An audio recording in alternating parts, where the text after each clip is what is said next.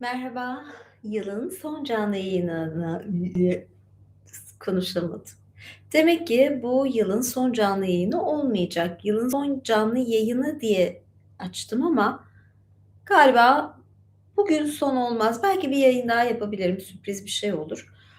Ben, evet, canlı yayına başladım, burada unutmuşum. Hımm. Evet, YouTube'da canlı yayına başladık. Bu linkte sizi de bekliyorum. Görüşürüz. Evet, YouTube'da canlı yayına başladık. Bu linkte sizi de bekliyorum. Görüşürüz. Evet, YouTube'da canlı yayına başladık. Bu link...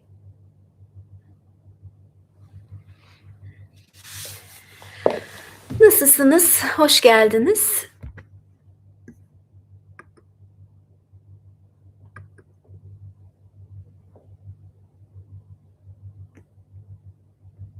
Evet, kıdemli savaşçılara da bir canlı yayın olacak. Savaşçılara da canlı ay yok, kıdemli savaşçılara canlı yayın olacak. Sonra imparatorlara da canlı yayın olacak.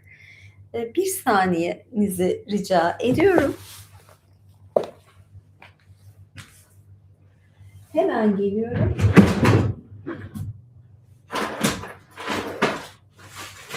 Ya bazen niye bu kadar şeyler yapıyorum, acelelikler bilmiyorum. Yani bazen öyle bir boş bulunuyorum ki galiba evet.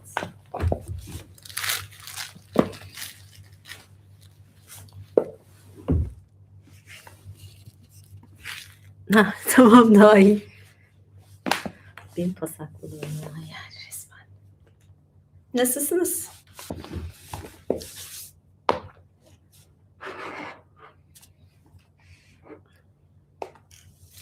Bugün size Atis okumak istiyorum.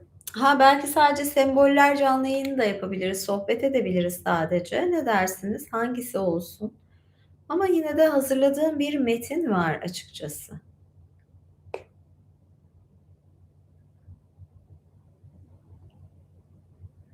Bir bakayım yorumlara.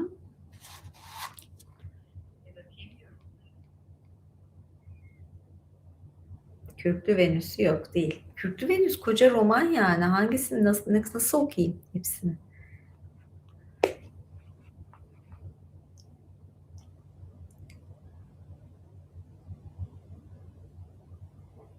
Evet. Ah, evet, Nude Penthouse bu. Teşekkür ederim. Dedim böyle biraz Noelen'le. Annesi yok tabii bunun babası var. Ben de böyle bir şey yapayım dedim yani.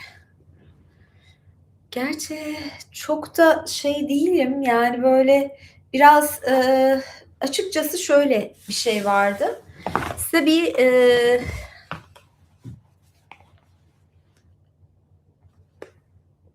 bir takvim hazırladım. Evet, bir takvim hazırladım. O takvim de aslında hazırdı ve sadece yüklemesi kalmıştı. Ben bunu Etsy platformunda bir sayfa açtım ama kimseye paylaşmadım daha.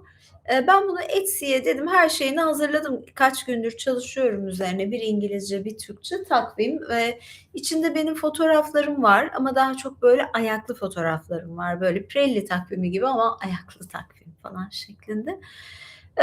Ama şey yapamadım. Etsy'ye yüklerken ben bunu PDF olarak, ayarlamıştım, tüm şeyi, takvimi ama Etsy'ye PDF yükleyemiyoruz. PDF yükleyemeyince, dedim ben bunu, şey olarak yükleyeyim, neyse hani JPEG MİPEG falan ne isteniyorsa ama bu sefer de ben bunu JPEG olarak indiremedim 14 sayfayı birden. Tam sonunda bir yöntem buldum ama baktım vakit yetişmeyecek çünkü 14 sayfa. 2017'yi de böyle 2027'yi de gösteriyor. İlk sayfası var. Toplam 14 sayfalık bir takvim. Belki son bir canlı yayın yaparım. O takvimi tanıtmak için yaparım yani bilmiyorum. Bunu söyleyeyim dedim. Yani bugün aslında ona niyetlenmiştim. Biraz bu yüzden de geç kaldım. O takvimi yükleyeyim edeyim falan telaşına bir de yılın son günü için bir program yapıyorum.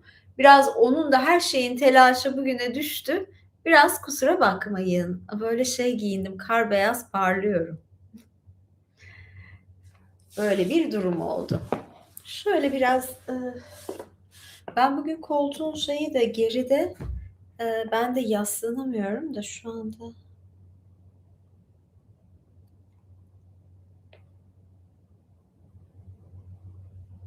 Tamam, buyurun imparator olun. Bekliyorum.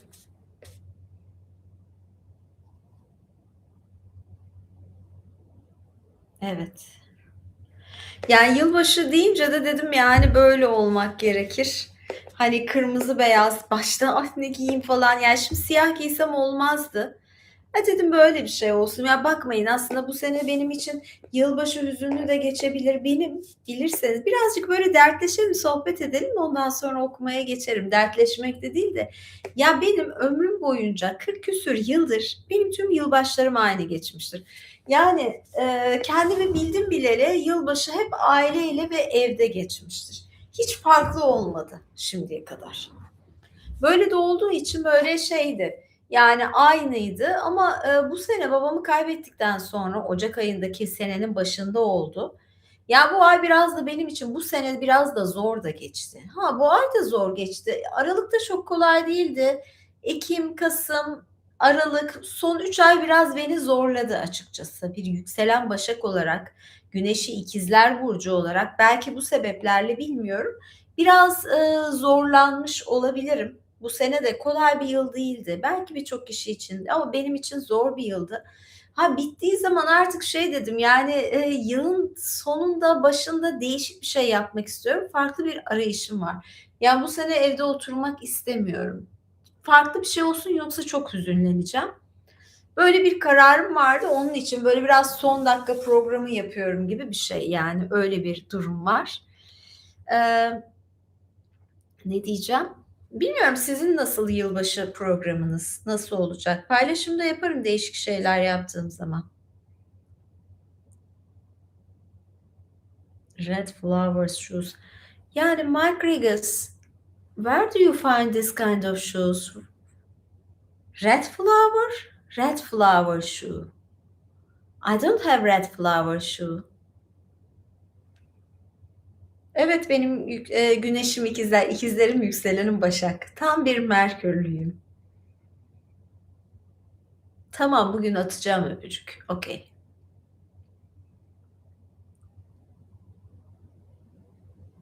Çorabımda yanı. Ya ben bunun aslında sönmeye şey istiyordum, düz bir lamba istiyordum. Yani beyaz şak diye yansın böyle yer değiştirmesin ve renkli olmasın. İstiyordum böyle oldu.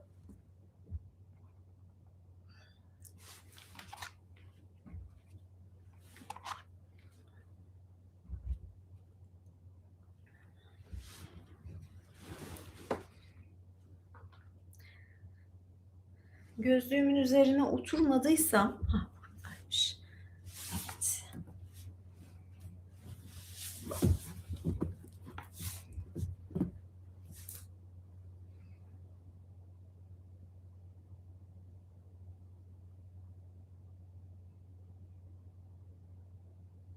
Evet.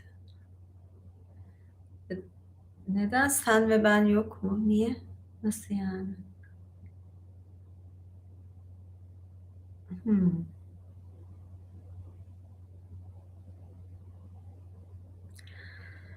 İşlemi tamamlamanız gerekiyor. Evet, üye olmak istiyorsanız sadece YouTube üzerinden üye olabiliyorsunuz. Ben manuel olarak elden kimseyi üye yapamıyorum. Bugün size ne okuyacağım biliyor musunuz? Atis okuyacağım. İlginçtir Atis'in şeyi de hikayesi. Mitoloji okuyacağım. Yunan mitolojisi okuyacağım. Hmm. Yalnız şu koltuk biraz benim fazla gözümü aldı.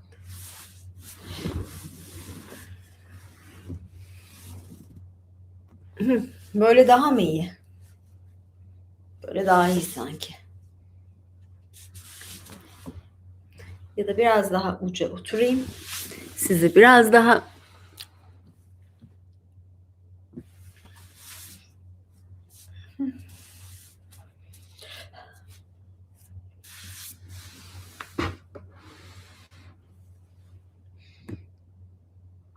Evet. Hah, böyle daha iyi. Kesinlikle daha iyi. O zaman böyle daha iyiyse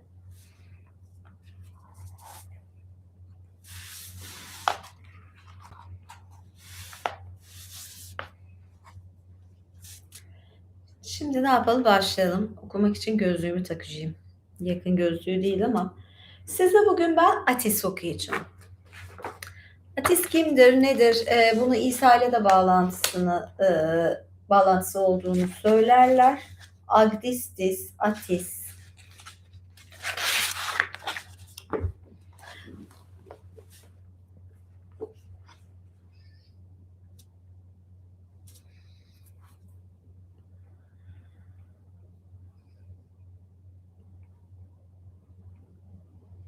Kombini beğenmeyen de var.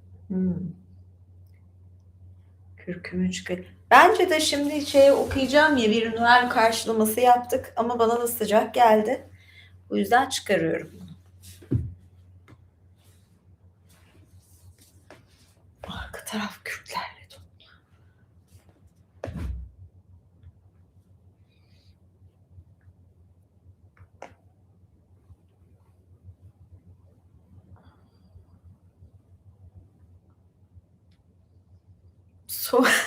Dışarıda değilim ama neyse.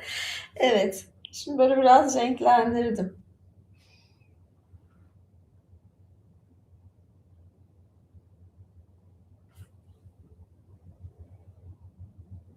Till next time.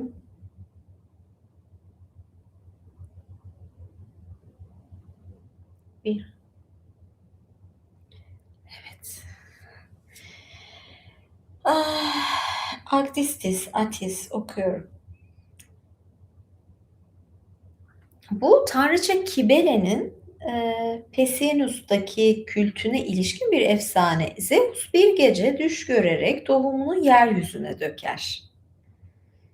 Bundan bir varlık doğar, Agdistis. Hem kadın hem erkek olan bu yaratığı tanrılar ele geçirir ve erkeklik uzvunu kesip atarlar. Uzvundan bir badem ağacı meydana gelir. Irmak tanrı Sangarios'un yani Sakarya ırmağı kızı bu ağaçtan bir badem koparıp göğsüne saklar ve bundan gebe kalarak Attes, başka kaynaklara göre ise Atis doğar ve bir Atis de oğlan çocuğudur. Onu dağa bırakır. Atis büyüyünce öyle yakışıklı, öyle eşsiz güzellikte bir delikanlı olur ki o zaman salt kadın olan Agdistis,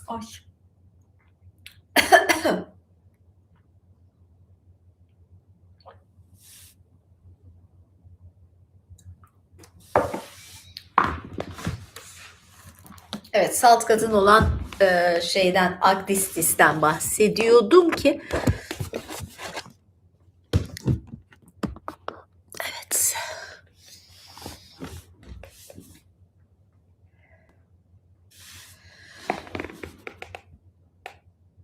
Teşekkür ederim. Ne zaman çorap denemesi? Çorap denemesi videoları üyelere geliyor. Belki bakayım, çekim yapabilirim yılbaşından önce. Aslında ben daha profesyonel olarak biriyle çekeceğim. Biraz o yüzden bekliyorum. O çorapları o zamana saklıyorum. Çok güzel çekimler yapalım ikili falan diye, bu yüzden. Birazcık ondan geciktim. Yoksa çok güzel bir çorap yapmıştım zaten. Ve sadece kadın olan Agdistis ona aşık olur. Ama aslında bunlar akraba, yani derinlerinde kardeşler, birinin diğerinin yarısı yani. Ne var ki Atis Agdistis'ten kaçmak için Pessinus'a gider. Pessinus, evet, gider ve orada kralın kızıyla evlenmeye kalkışır. Tam düğün gecesi düğün ezgileri söylenmektedir ki Agdistis birdenbire çıka gelir. Atis onu görünce çıldırır ve erkekliğini keser. Pessinus kralı Pessinus kralı da aynı şeyi yapar. Niye? Niye? Sen kralsın, sen de niye kesiyorsun? Atis ölür kan kaybından herhalde. Agdistis de sevgilisinin bedeninin bozulmamasını sağlar. nasıl bozulmamasını sağlıyor onu bilmiyorum. Yani çam ağacına dönüştürüyor, yaprak dökmeyen ağaca dönüştürüyor falan diye şeyler vardı, efsaneler. Bu efsanenin başka bir anlatımı da şöyledir. Frigya değil ama Figria ilinin sınırlarında Akdos adlı ıssız bir kaya varmış. Oradaki Bele tanrıçaya bir taş biçiminde tapılırmış. Frigya o zaman. Figria diye yazıyor ama Frigya'dır. Tanrıçaya Kibele'ye tapılıyor. Zeus tanrıçaya tutulmuş ve onunla birleşmeyi başarmak istemiş ama başaramayınca tohumunu bir kayanın dibine bırakmış, attırmış yani.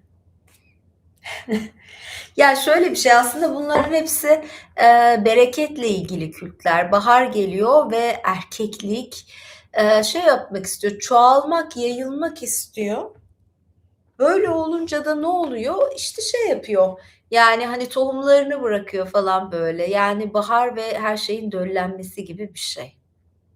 Yoksa yani Zeus'un çapkınlıkları olarak sadece algılamayalım bunları. Bu tohumdan Agdistis doğmuş.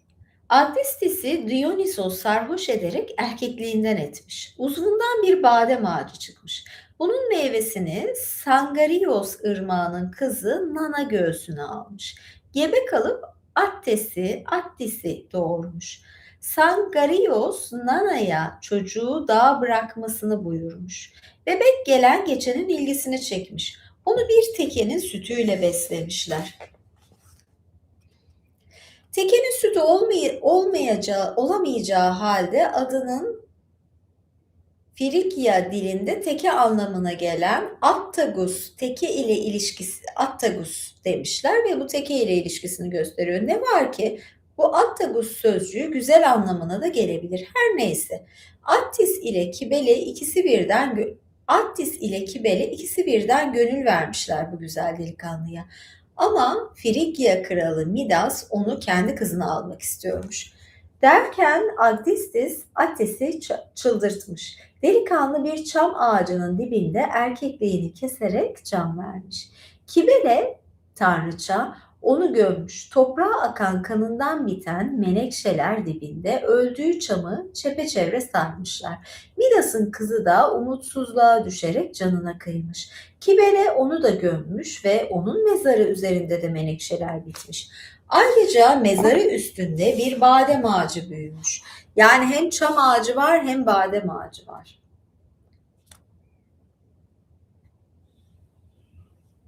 Dur bakayım. Agdistis Zeus'a yalvarmış. Attis'in bedeni hiç bozulmadan kalsın, çürümesin diye. Zeus da bu dileğini yerine getirmiş. Attis'in saçları büyümeye, küçük parmağı da oynamaya devam edecekmiş. Bu sözü aldıktan sonra Agdistis sevgilisinin ölüsünü Pessinus'a götürmüş, orada gömmüş ve anısına bir bayram ile bir rahip heyeti kurmuş. Bu efsanelerde Agdistis ile ana tanrıça Kibele birbirine karışmaktadır. Motifleri toprak bereketini ve bitkinin öldükten sonra yeniden dirilmesini simgeleyen bu efsaneler daha çok alegorik birer anlatım taşımaktadır. Bunlardan amaç Pessinus'taki Kibele kültünde rahiplerin belli zamanlarda ve törenlerde erkeklik uzuvlarını kesmelerinin nedeni ve kaynağını anlatmaktadır. Kibele tanrıçanın ise Anadolu'da ve çevrede tarih öncesi çağlardan Roma devrine değin çeşitli adlarda tapım gördüğü herkesçe bilinmektedir. Ya bana tapacaklarsa lütfen yumurtalıklarını, testislerini, erkeklik organlarını falan kesmesinler. Yani açıkçası ben bunu tercih etmem. Yani bana tapacaksanız bunları kesmeyebilirsiniz. Kesmeyin. Sağlam olsun tüm takımlar. Yani bir uyarı olarak söyleyeyim. Lazım onlar bize. Yani bana lazım.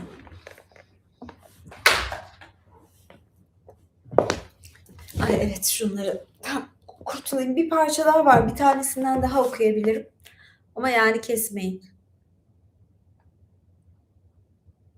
Yani bana tapacaksanız tapabilirsiniz. Olabilir. Bu sizin tercihiniz.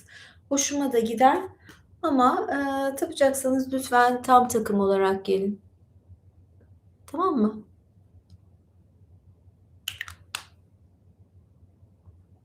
İyice deliğe bağladım.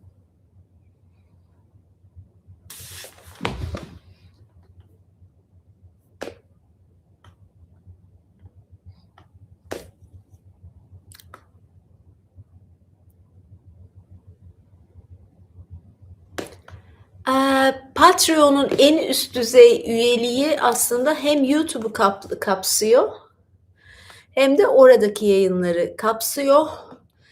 Bir indirim geleceğini sanmıyorum. Yok. Ama tek tek video satın alabilirsiniz Patreon'dan.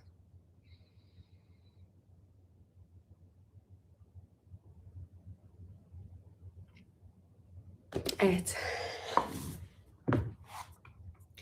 Şuradan da okumak istiyorum. Yine aynı Attis'le ilgili.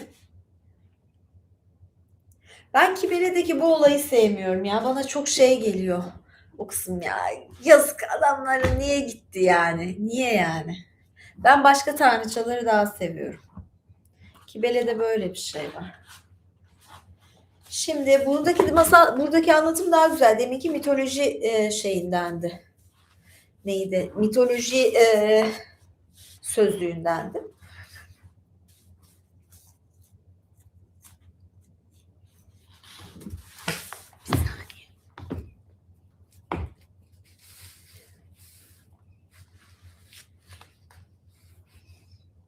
Madem yılbaşı geldi. Bir de mesela şeyden bağlanır. Çam ağacı var ya, mesela çam ağacı ve yani süs olarak Noel ağacı. Oradaki kırmızı kırmızı yuvarlak süslemeler, onlar Atis'in şeyidir. Yumurtalıklarıdır. Kesilmiş ve kana bulanmış. Böyle. Tabii üzücü şeyler ya, bence diyorum ya, yani bence tam takım olması lazım. Ulu Anne'nin hizmetkarlarından birinin günümüze ulaşan Yunanlara ait olmamasına karşın tek ayrıntılı öyküsünden de söz etmek gerekir. Tanrıların annesi bu öyküde tamamen Frigya'ya özgüdür. Evet, Frigya orada değişik yazıyordu.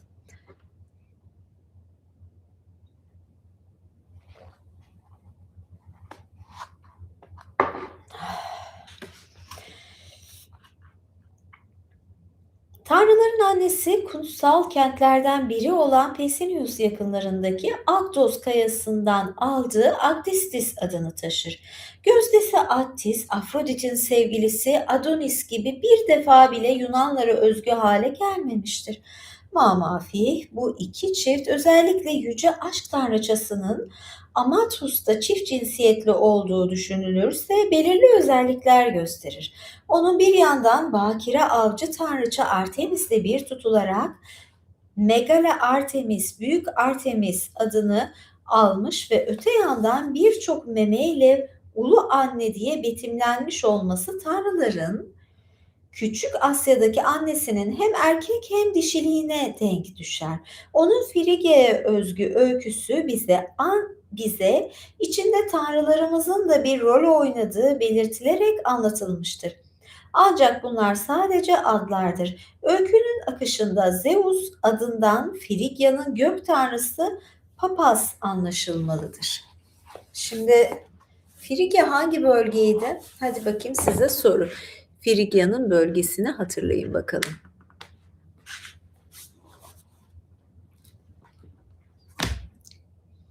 Hani biraz tarih sorusu, biraz arkeoloji sorusu falan gibi olacak. Frigya'yı bilebilecek misiniz? Ya da Frig Vadisi, Frig bölgesi.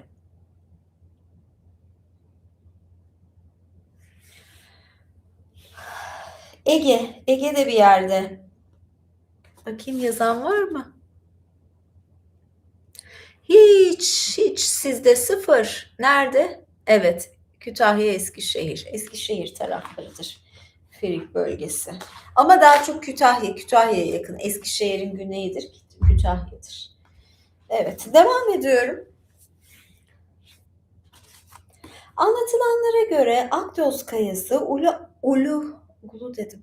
Ulu anne biçimine girmiştir. Zeus kayanın üzerinde uyurken ya da tanrıçayla mücadele sırasında spermleri kayaya döküldü. 10. ayda Akdos kayası kuluçkaya yatarak zapt edilmeyen yabani çifte cinsiyetli ve çifte tutkulu Akdistis adında bir varlık doğurdu. Akdistis tanrılara ve insanlara aldırmadan çaldı, çırptı, öldürdü. Zeus'un sevdiği her şeyi tahrip etti. Yeryüzünde ve gökte kendisinden daha güçlü hiçbir şey bırakmadı. Hem erkek hem kadın ya, ikisi bir arada olunca tabii. Tanrılar bu taşkınlığa nasıl zapt Tanrılar bu taşkınlığın nasıl zapt edilebileceğini tartışmak üzere sık sık bir araya geldiler. Hepsi tereddüt edince bu görevi Dionysos üstlendi. Agnestis Adestis'in oyundan ve avdan sonra susuzluğunu gidermek için her zaman uğradığı bir pınar vardı. Dionysos pınarın suyunu şaraba dönüştürdü. Adestis susuzluktan yanarak oraya koştu. Hırsla bu alışılmadık içeceği içti ve ona yenik düşerek derin bir uykuya daldı. Dionysos pusuda bekliyordu. Saç tellerinden becerikli şekilde ördüğü bir halat ile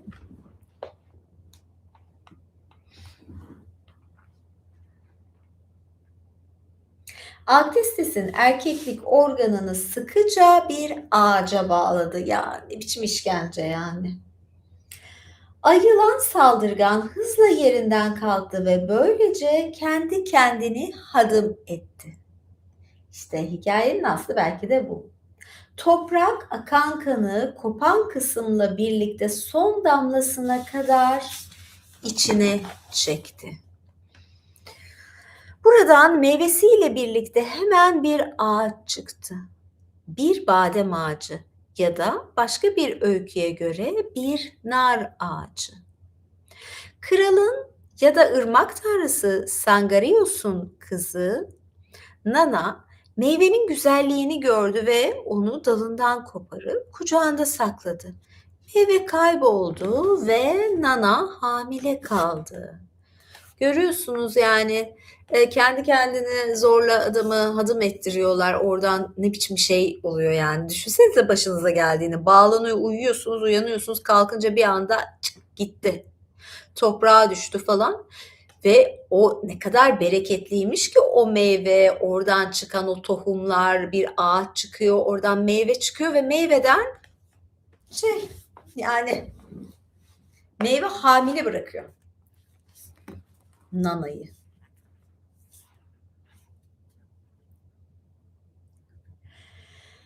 Nana hamile kaldı. Babası onu tecavüze uğramış gibi hapsetti ve açlıktan ölüme mahkum etti.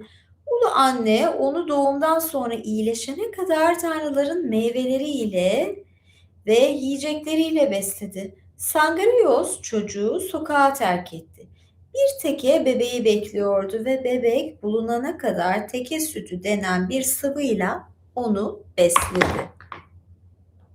Çocuk Atis adını aldı çünkü güzel bir çocuğa Lidya dilinde Attis ya da teke dolayısıyla Frigya dilinde Attagus deniyordu. Lidya da Manisa civarlarıydı galiba, değil mi? Evet. Attis çok güzel bir delikanlıydı. Öykünün devamına göre Aktistis ona aşık oldu. Yabani tanrı gelişen delikanlıya avda eşlik etti. Geçit vermeyen ıssız arazilerde yol gösterdi. Avda ele geçirdiği ganimetleri armağan etti. Pessinus kralı Midas Attis'i Aktistis'ten ayırmak istiyordu. Ve bu yüzden kızını Attis ile evlendirdi. Düğün sırasında Aktistis ortaya çıktı ve bir Sphinx gibi sesler çıkararak oradakilerin çıldırmasına sebep oldu. Attis bir çam ağacının altında erkeklik organını kesti. Yani babasıyla aynı şey son. Ve bu senin için Aktistis diye bağırarak can verdi. Aktis'in kanından menekşeler meydana geldi. Aktistis yaptıklarına pişman oldu ve Aktis'i tekrar canlandırması için Zeus'a yalvardı. Zeus ise kader gereği sadece şu kadarını sağladı. Attis'in bedeni hiç çürümedi. Saçları uzamaya devam etti. Küçük parmağı canlı kaldı ve kendiliğinden devamlı hareket etti. Ama nerede? Bu saçlar nerede? Madem bedeni çürümedi, onlar nerede? Bunu bilmiyoruz. Yani bundan bahsetmiyor. Çürümedi, ölmedi, bir şey olmadı ama nerede? Bunu bilemeyeceğim. Evet. Bugünkü hikayem böyleydi. Attis'ti ve Attis'le diyorum ya çam ağacını özdeşleştiriyorlar yılbaşında. Hatta İsa mitleriyle özdeşleştiriyorlar. Bilmiyorum siz bunu benzettiniz mi? Yani ben çok İsa ile o kadar da bağdaştırmak bilemiyorum yani. Çok şey yapamıyorum. Bağdaştıramıyorum. Yanaklarımı da ne yaptım ya çocuk gibi.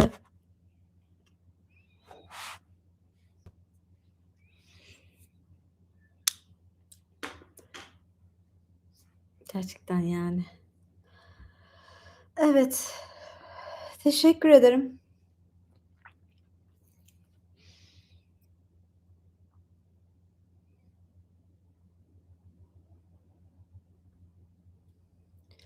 Evet, kırmızı teşekkürler biraz daha makbule geçiyor açıkçası. Yani, hani, teşekkür de yapacaksanız tamam, teşekkür ederim, gayet güzel ama yani teşekkürün de böyle kırmızısı biraz daha makbul oluyor.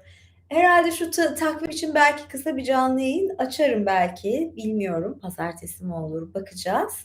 Ama o zamana kadar herkese sevgiler, iyi geceler, görüşmek üzere, iyi yıllar diliyorum. Hoşça kalın, iyi geceler.